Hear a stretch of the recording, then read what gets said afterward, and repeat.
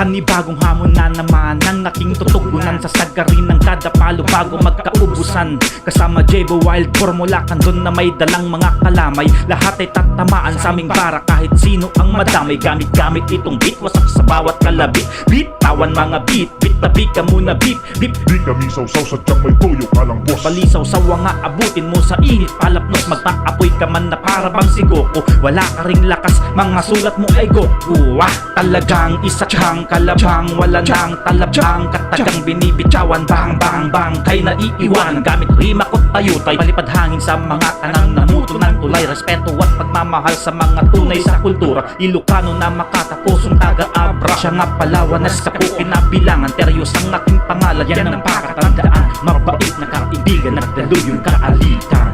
O ano ngayon palag, yung mga balagbag para makalagkad. Mga walang binatbat, mga puro sat-sat, siksik sa body bag, mahihinang pangkat, mga barang puro wak. Isang bagsakan, ihilera ng inyong mga palutong lamon. Simot lahat ng totoong na laman ng bandeha. Ganun kasi ba ang parating gutom kahit nananahimik?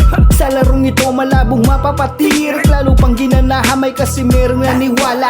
Ilocano, Ripin, Kandon at Abra. If you fucking hate me, baby, better be back off. Di mo mapapantayan, de kalidad at de kalibre. Kulangin ang beat pag kumula na sa jabo. Bawat tumbak may tasay pupulido. Wala akong pakay kung sino mamatamaan. Para ka lang kutong lapis sa UP na aking nadaanan. Tuhog lahat ng mga pilit na ako'y harangan. Kung tatapat ay dapat ako'y ganahan.